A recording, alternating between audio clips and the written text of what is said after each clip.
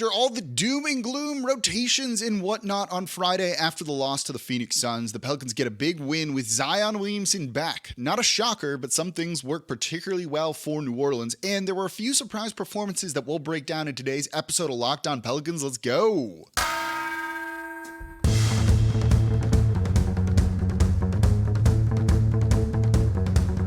You are Locked On Pelicans, your daily New Orleans Pelicans podcast. Part of the Locked On Podcast Network, your team every day.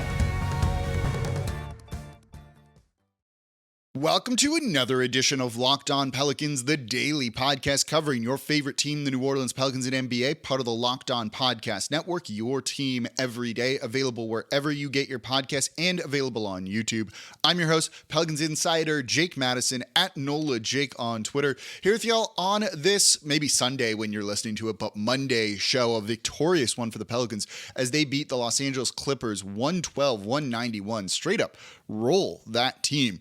Always a little bit easier when Zion Williamson comes back as guys slot into their normal roles. We'll break down the performance from Zion because you did see Point Zion in this one. I want to look at some standout performances from Devonte Graham and in particular Naji Marshall. And then the defense. Goodness, the defense was good in this one. That's the roadmap for today's show. And of course, thank you for making Locked On Pelicans your first listen today and every day. We're here Monday through Friday for y'all like no one else is, even with some bonus weekend shows, breaking down everything you want to know about this team completely free 5 days a week. Subscribe wherever you get your podcasts and on YouTube. Tell a friend about the show and leave a 5-star review with a comment and comment down below on YouTube. That's the number one thing you can do to help support Locked On Pelicans. So let's get into it. The good performance from this team.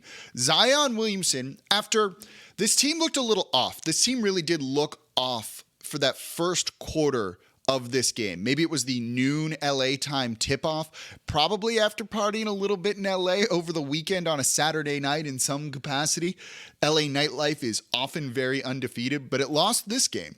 So they looked a little bit out of sorts, and then in the second quarter, they really settled down and went to work, and things just went right for the New Orleans Pelicans. Zion in this one, 21 points on the night, 9 of 17 shooting, getting his touch back, starting to look a little bit better when it comes to the type of shots that you want him taking in the scoring around the rim, and then more importantly, dishing assists. He looked very, very good in this one as he was dishing to open shooters, to cutters, whatever it was that he needed to. He hit the open men and really got out there. They're giving him 7 assists on the night in this one, which is exactly what you want to see. And 3 of them went to Naji Marshall.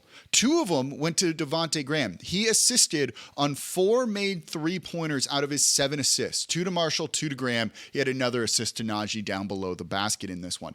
This was Point Zion. This is his court gravity doing the work and making it so that people key in on him. And when you look at those assists, a couple of really nice wraparound passes to the corner shooters that were out there. Look at how many guys are around him. Here's a tip. You can go to NBA.com/stats, go to the box score for this game. You can click on the 7 assists that Zion has, and you can watch them all. Look at how many dudes are around Zion whenever he has the ball down low. When he's on the 3-point line, they don't do that. When he's in mid-range, they don't do that. They collapse on him when he is down low, and it opens things up for his teammates. And when those teammates are on, they're going to drain some threes like they did in this game. This is exactly what you wanted to see. This was the hope. And we'll look at Devonte Graham a little bit more in the next segment, and Naji Marshall too, because he was great on both sides of the ball. But this is what they kind of hoped for by building this roster out. You have a shooter in Trey Murphy that actually can space the court a little bit for Zion. And then you hope that he just creates enough open looks for other guys that they knock down those shots and make teams pay for throwing 2, 3, sometimes 4 bodies at Zion. And this one, it worked. So when you see him struggling around the rim, it's still okay because his presence out there is so important to this team, and him still attacking the basket even when he's missing layups is still important because of the attention it commands from the defense. And when guys hit their shots, it looks pretty beautiful. And the Pelicans shot were rounding up 42% from 3 in this one, 15 of 36. That's the type of deep threats you need around him. Trey Murphy, 3 made threes. Naji Marshall, 3 made threes. CJ McCollum, 4 made threes. Devonte Graham, 3 made threes.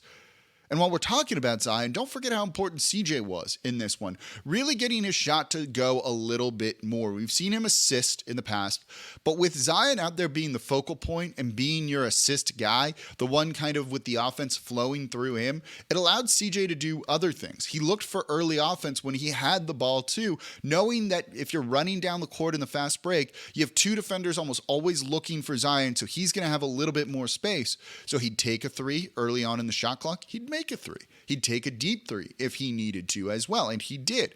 When his game starts to get back to normal and he's hitting those shots, this is why I think, and you've probably thought it too, that this could be a top 5 offense in the league pretty easily, and easily could be the best offense in the league. And in terms of numbers, they're right up there right now. CJ with 22 points on the night. He was the leading scorer for New Orleans, and he didn't even get to the free throw line in this one. This was just guys slotting into their regular roles with Zion back and making their lives easier. I saw a lot being made about the rotations on Twitter after the game on Friday. Look, when you're down 3 starters and you have 3 backups into the starting lineup, your end of bench is going to be weak. You're going to have to play guys like Garrett Temple and others just because you simply need bodies out there, and you can't play guys 48 minutes per game or even in a game. So it's just one of those things. But it shows you that when you get one key piece back, Zion in this case, things just open up and guys kind of naturally end up in the way that they need to go. You didn't need a ton out of Jonas in this. You needed him to play bully ball at times down low, but really grab some rebounds, and they were worried about him scoring over a guy like Zubac. So they put out, double teams on him, and he was able to pass out of it. And it just, things opened up, and when guys, most importantly, are knocking down shot after shot, life's good. Life is easy. That's why you see performances like this where New Orleans just goes out and really sticks it to the Clippers, And the Clippers had no answer to this. They tried throwing a zone out there at times, and that worked a little bit, but New Orleans has so many offensive threats, and they actually had shooters. And you shoot out of the zone, and they've got to stop doing that zone because they can't keep giving up those open 3-point looks, which they were doing. So you still see Zion, even when he's not with the ball down low, just his mere presence on the court, forcing a zone by the Clippers. Didn't really work, and the Pelicans just ran away with this one in the second half. They looked just flat out awesome. They won the third quarter 26-15, and then won the fourth quarter 34-24. That is a pretty abysmal performance from the Clippers in this one, just 39 points in the second half. And that's after they kept turning the ball over in the first quarter alone, but really just settled in, got on the same page, that lack of communication went away, and they went and just did their thing. This was a Pelicans game. They played the way they wanted to. Points in the paint in particular, dominating that one. A game after not against the Phoenix Suns, 54-34. Exactly what you wanted to see out of this team. Exactly what we expect out of this team too. And it was a great win, and it's nice to see Zion back out there on the court, not even 100% fully healthy, and just making a huge impact with everything that he was doing. So coming up, let's look at Naji Marshall and Devonte Graham. 2 big performances for both of them. They were great in this win. They don't win without both those guys playing the way that they did. Let's take a look at their performances coming up here next in today's episode of Locked On Pelicans. Before we do that, though, today's episode of Locked On Pelicans brought to you by BetOnline.net. BetOnline.net, your number one source for betting football and basketball this season. So you can find all the latest player developments, team matchups, news, in-depth analysis on every single game. They also have live in-game betting. So when you saw the Pelicans starting to run away with this one in the second half, should have jumped on that second half line. You'd won a lot of money betting on it today, knowing that New Orleans was going to end up getting this one by a strong margin. So as always, BetOnline remains your continued source for all your sports wagering information with that, live in-game betting. It's the easiest way to check in on all of your favorite games and events. So head to the website today, use your mobile device to learn more about the trends and the action happening right now over at BetOnline.net. BetOnline, where the game starts. And thank you for making Locked On Pelicans your first listen today and every day. We're here Monday through Friday, completely free, breaking down everything you want to know about this team. No one else is coming to you like this. Subscribe wherever you get your podcasts and on YouTube, and comment down below on YouTube. Oh, by the way, we are completely free. And now for your next listen, get caught up on just all of sports in general with the biggest stories. And that is going to be the Locked On Sports Today podcast. You get the local experts giving you their insight on the biggest sports stories across all sports in like a 20-minute show on Locked On Sports Today. It's available wherever you get your podcasts, YouTube, pretty much everywhere. Okay, and today we are talking about the Pelicans winning 112-91 over the Los Angeles Clippers. Just a straight-up dominant game for New Orleans after the first quarter. We don't have to talk about the first quarter. They figured it out, but they really did look out of sorts. And you had guys step up, and you need to. But it makes it easier when you're not looking for 3, 4, 5, 6 guys to step up, which is kind of what you're doing when 3 starters are out. And when Zion is the guy back and such a focal point of this team and the center of everything they were doing, right? You know, you have NBA players that joke about the earth being the center of the universe or being flat. Zion's the center of everything to do with the New Orleans Pelicans. This dude is the sun here. And when you get him back, it just makes life easier for everybody, even if you're missing players like Brandon Ingram. But Zion being so centered to everything they do opens guys up to do more. And one of them, let's start with Devonte Graham. We'll get into Naji Marshall in a second. Because this is a guy I've been very hard on, but he's played pretty well these past number of games, stepping up when he needed to. And in this game, you really saw what they were looking for with him when they signed him last year, to play off of Zion and be an open three-point shooter, be a spot-up guy who can also make difficult three-point shots if need be. That's almost his specialty. And he was good in this one. If he just steps in and makes his three-pointers, I'm happy. And he was 3 of 6. He only took 6 shots. They were all threes, and he made half of them with 2 of the assists coming from Zion. Perfect. Beautiful. I don't need anything else from him. But you're seeing him try harder on the defensive side of the ball than we've seen from him in the past. He's trying to go for blocks and make plays in ways that he hasn't before. And he's still good enough at orchestrating an offense, particularly to big men. He had 2 assists to Zion, 2 assists to Jonas Valanciunas. He recognizes when to get them the ball, he does, and then he lets them do their thing. That's perfect. He also grabbed a couple of strong boards for New Orleans when they were struggling with that at a period of time in this game. So give him a lot of credit. He deserves it. Being off ball, staying level, and providing an outlet with Zion, level with the ball. So if Zion's down low, he's getting to the opposite corner so that Zion can make that wraparound pass to him. And you saw him drain those. Perfect play from him in this one. I got no complaints. He was a plus 14 off of the bench. You also saw Naji Marshall get another start and excel. He was the 3rd leading scorer for New Orleans in this one with 17 points. He did a little bit of everything. 3 of 5 from deep. He's giving you more offense than Herb Jones is giving you, but he's not giving you that extreme level of defense, but he's trying. He is certainly trying. He had 2 steals in this one. He should have had 3, and the refs called that he didn't have possession, so therefore didn't get the steal. And he should have had 3 that led to 3 fast breaks that were easy points for New Orleans. And when you look at his past 3 games now, with him really stepping up and doing what he can, 17.7 points per game, 5 rebounds, 3.3 assists. He's shooting 57% from the field and 43% from deep. That is a man stepping up, earning rotation minutes going forward and giving the Pelicans some more depth. You don't want him to be the number 1 guy and just ripping shots. But when he needs to be the 3rd, 4th guy, which he was in this game, it works. He had 13 shots, which is the 4th most on this team, behind CJ, behind Zion, behind Trey Murphy. I don't mind that. Especially in a game where you don't need Jonas to go out and score like he does down low and to simply just be a passing threat. Naji being your guy taking the 4th most shots, that'll work. He was great in this one. Again, a really well-rounded stat line, doing everything you needed from him, and most importantly, hitting threes. He's a credible threat out there right now. He gives you energy on defense that makes the others rise to his level. A great performance from him. Also, Larry Nance Jr., by the way, 7 of 9 in this one. 9 rebounds, 15 points. We'll talk about him and the rest of the defense coming up next in today's episode of Locked On Pelicans, because, by the way, they were good. They were really good defensively. This is what we were hoping to see out of the Pelicans. So that's coming up here next in today's episode of Locked On Pelicans.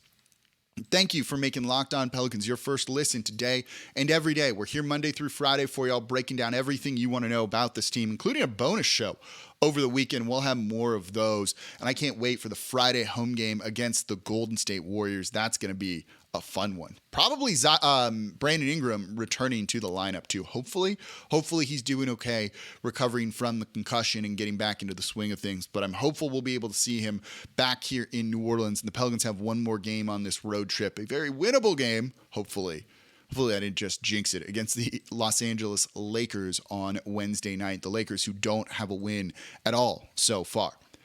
And now for your second listen, go check out the Locked On Sports Today podcast. Seriously, get caught up on everything you need around the sports world. And also, if you just want to get caught up around the NBA, Monday through Friday, we have the Locked On Game to Game NBA. I do a minute quick video after each game. All those get compiled into one show. So you can get everything you need around the league in like 15 minutes. It's absolutely awesome. It gives you really good perspective on what you need to know around the NBA. And today, we're talking about the Pelicans just rolling over the Los Angeles Clippers, 112-91, getting the win, getting it done, and they were excellent in this. Offensively, they looked good. We knew they were going to look good in this one with Zion back, and it makes it super easy for other guys to just slot into their roles and do those roles perfectly. But defensively, they struggled against the Phoenix Suns, and for the first quarter looked a little bit lost, even at times in the first half, looked a little bit lost against the Los Angeles Clippers. The Clippers, kept it okay in the first quarter, and then the second quarter, the offense really started to get going for periods of time where New Orleans couldn't really defend. And though they limited them, look, they held the Clippers to 91 points. We can't really say the defense was bad at any point in time. They struggled sometimes rebounding. They struggled sometimes with just communication. And as that went on, things ended up being fine. But a hero in this one, I thought, was Larry Nance Jr. There was a period, a play late in the third or the fourth quarter, where he played one-on-one defense. I forget against whom. Maybe it was Reggie Jackson. And he was awesome. Stayed with him, fought hard to force a contest. That was a missed shot. They grabbed an offensive board, and then Larry went back up and basically blocked the shot, altered the shot, got the defensive rebound after that.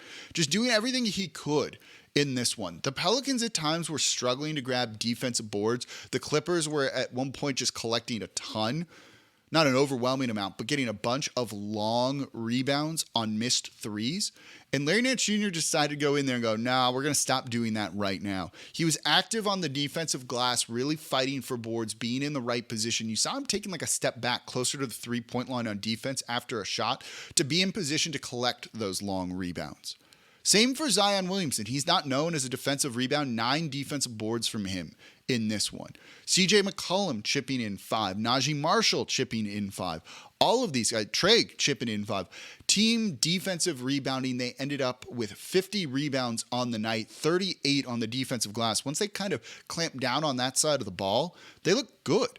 They were all in communication, switching when they needed to switch, knowing who to play drop coverage against, and trying to force guys into taking tough, long three-pointers like Reggie Jackson Jr., who went 1 of 7 in this game. And some of those looks were not great. So when you have the defense playing like that, this is a key to their season if they want to be a top team this year. And they do. And you're going to need to have a near top 10 defense if you want to be a true contender. Well, they're starting to kind of put that all together. You're seeing strong individual performances. Trey has really done well the past couple games there after a shaky start, I thought. You see guys like Jose Alvarado battling for position in there. You even have Devonte Graham attempting to block shots, and he probably had a clean block in this one that they called a blocking foul, but he got ball first and went straight up for it. You even had Jackson Hayes in there, altering a couple of shots in limited minutes. You had Zion, despite some miscommunication on the perimeter with Trey at one point, altering shots against guys. Not blocking shots, but getting into the lane, making a somewhat contest that forces a guy while in air to alter his movement, his moment when he's shooting. And when he does that, they miss. And the team's able to grab the defensive board and then get down and start trying to play fast, which is what they want to do.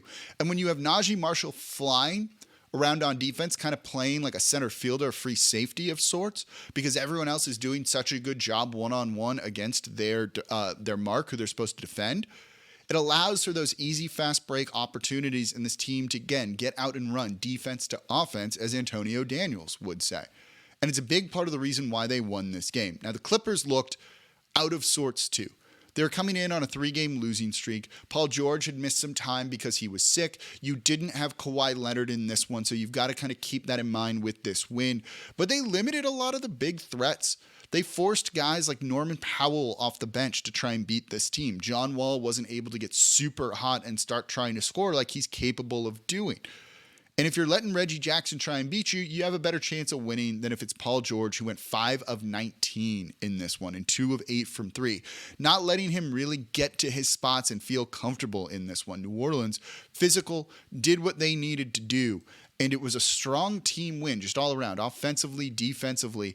You really couldn't ask for a ton more in this one. And so I'm very happy with the win, even though it would have been nicer to get that win with Kawhi Leonard out there, but whatever. Now you're looking at this road trip, you're 1-1. You're going into LA again to play the Lakers, who are really struggling, and you know you definitely want to beat them. This could end up being a 2-1 West Coast road trip, which is huge for this team. 4-2 right now after the horrific start they got off to last year and just usually get off to. To be at 4-2 with a tough schedule where you're on the road more than at home, this is a dream start for the Pelicans season, and why people are really looking at them and why we have such high expectations. When you get a team performance like this with guys stepping up like Naji Marshall, Jose Alvarado, hopefully CJ getting his shot back, I'm excited for the next couple of games, and I hope you are as well, and I hope you subscribe to the Locked On Pelicans podcast. And that's going to do it for this episode of Locked On Pelicans. Thank you all so much for listening. As always, I'm your host, Jake Madison, at NOLA Jake on Twitter, and I'll be back with you all tomorrow.